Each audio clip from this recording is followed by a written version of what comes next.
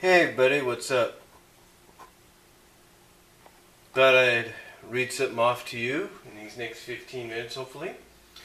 But this is from somebody you may know here on the tube and someone deep and I'm not going to say who it is, and I apologize to that person for reading this before asking him. But this person, we'll just call him the LTH, if you will. LTH.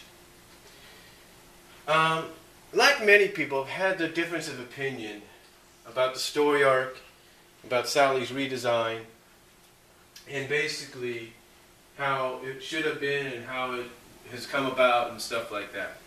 So this is what LTH says. This is basically called Debating Gotcha's Arguments Volume 2. And this is what LTH says, and I quote, "So the truth has been revealed that this whole nightmare was just to give our princess an outfit change. Great!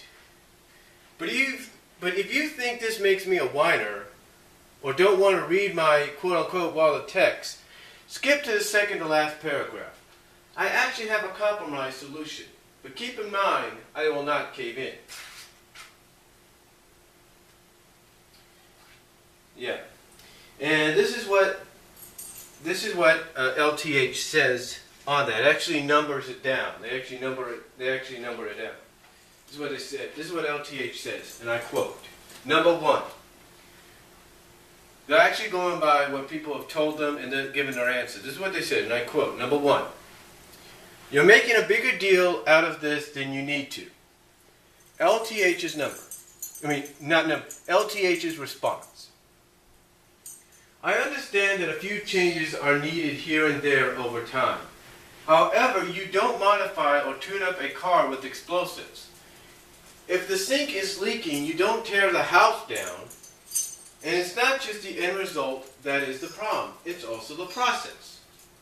Alright, that's the first one. Number two. "But they're listening to the fans." LTH's response.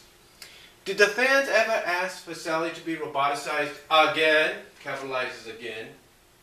"Did they ask for a disturbing weaponization process that if it went any further, it could give some of the younger ones nightmares?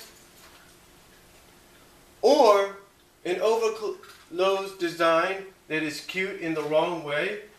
When did the fans ask for any of this?" And again, you could put your own interpretation into that if you want to.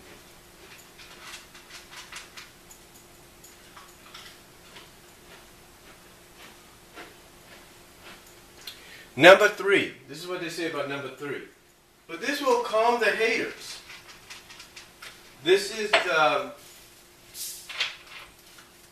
alright, number three is, "But this will calm the haters."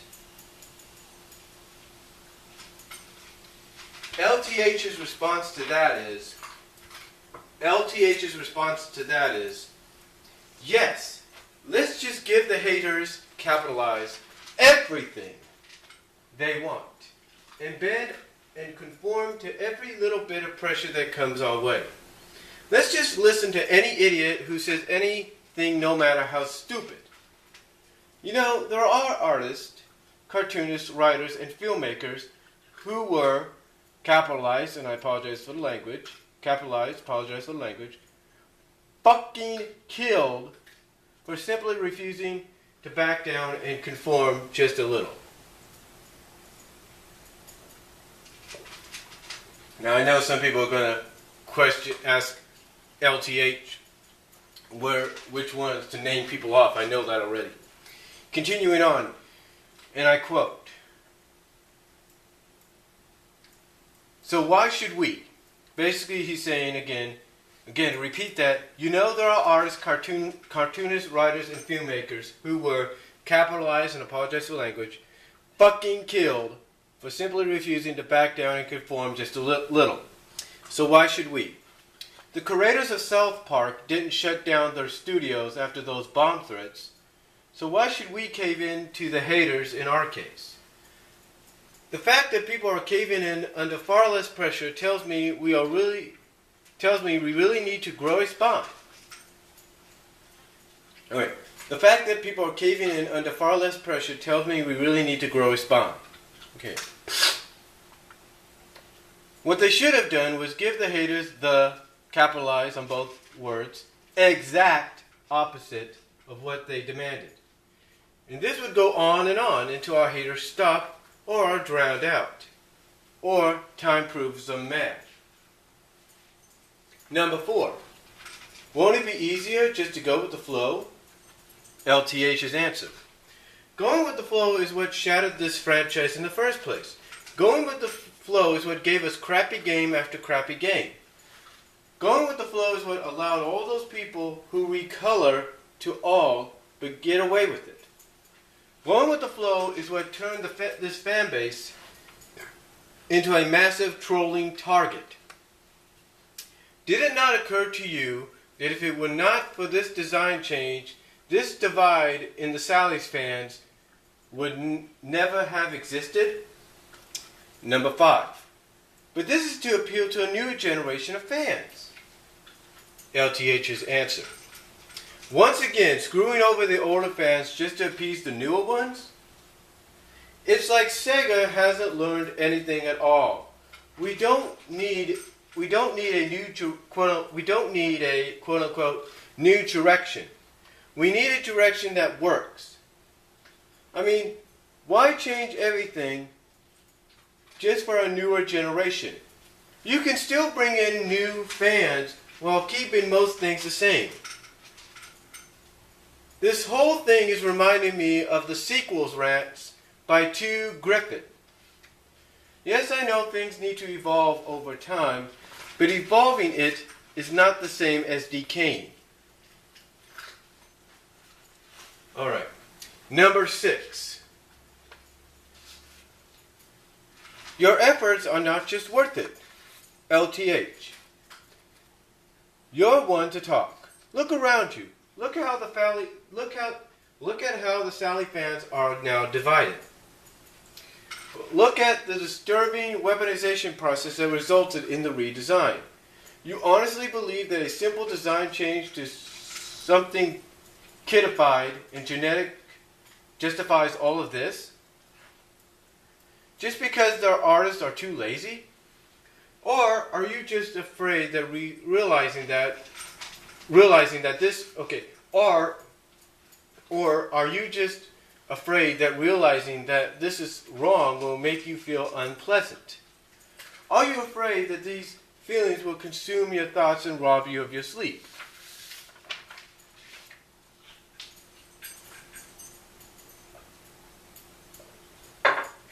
Okay. Number 7. But it's just my opinion. LTH's answer. True, true. I will give you that one. But rather than begging people to accept my opinions, I actually explain the basis so that they can stand upon their own merit. Plus, opinions must never be confused with facts. Either she was weaponized or she was not. Either some people being fed up with Ian Flynn or not. Number 8.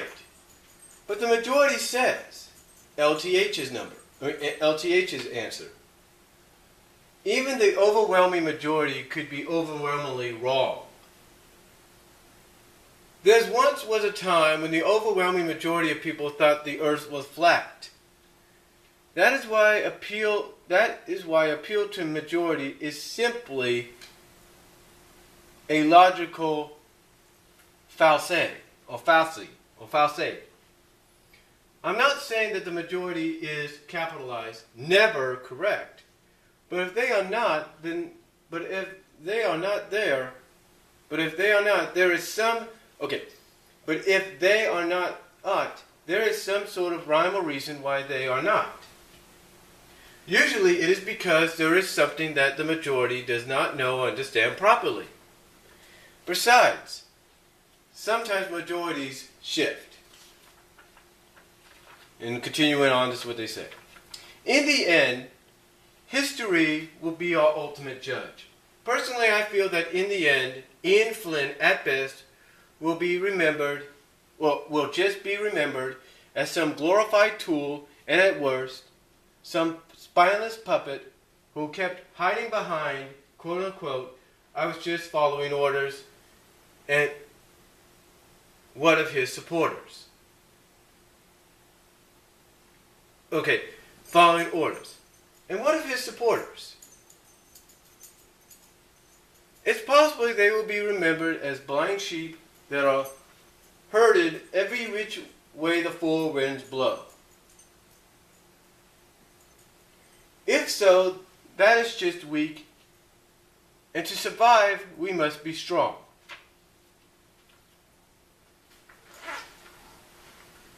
Okay, you know, Ben Hurst was offered the same position. Hold on for a second, folks.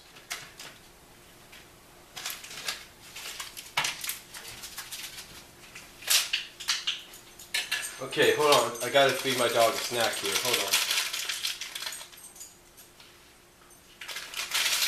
Keep her away from the door because she won't until I'm done. Okay, hold on. What was I? Oh, yes. Checking the time, too. Alright. Okay, continuing where I left off. This is what LTH says, and I quote, you know, Ben Hurst was offered the same position that Ian Flynn now occupies. Why did he turn it down? I heard it was because he was given a bad deal. Looking back upon that, the deal was probably sour due to all the mandates and other restrictions. And he had the spine to do the right thing and turn away, rather than soil his legacy in the name of fame and fortune. I guess it is true. Only the good die young. That tells me he would not approve of this current situation. As for me, I wish to be like a mountain. No matter how hard the wind blows, the mountain will never yield. But unlike the brick wall, it is easier for the wind to go over it. The reason why I say this, because in the name of unity, I am willing to make one last compromise. She can have her jacket zipped up as long as it's the same one as before, or close, and she can wear shorts and bracelets only if she, and she can wear shorts and bracelets, capitalized on all four words, only if she wants to. Everything else we keep the same. No changes to the face and head. And if this is not good enough, then the gloves truly are off. What will I do? Don't worry. I won't resort to tactics like death threats or anything like that. After all, what is the point of trying to kill who is already dead? So what must we do? We must organize. We must build. We must recruit artists here, very good ones, and we must outraise our opponents. Political kind of stuff, huh? But yeah, that is LTH's entry for their debating Gotchya's Arguments Volume 2, the second debate on them, arguing. And there are some things there that I know people are going to question, like, okay, give us the evidence of the artists and cartoonists and writers and all that, you know, have been killed for their reasonings. I know that's going to be, people are going to ask that. I can see that already. So, yeah. But, you know, again, it's just their opinion. It's just their opinion. They want to get things off their chest. And just to say this before I go, for anybody that says that I'm always reading the negative, I give proper chance here and there. So if you're on the Sega forums, a member of the Sega forums, the Saturday Morning Sonic forums, the Sonic Stadium, Saturday Sonic, DeviantArt, Toon Zone, give me a reason. All I'm doing is giving people fair opportunity. I'm just reading off what they say in fair opportunity. If I see something positive that people want to say about the comic and all that, I'll read it. If I see something negative, I'll read it. It's giving equal opportunity. So for those that say I read more and I don't share and I'm not unbiased, well, I am unbiased. You just don't see it the way you want to see it. So it's my own unique way of being unbiased. You guys just don't see it the way you guys want to see it. So that's all I'm going to say. I'll provide a link to LTH's thing down below. Comment if you like, video response if you like. And I will talk to you all later. God bless. Take care. I'm out.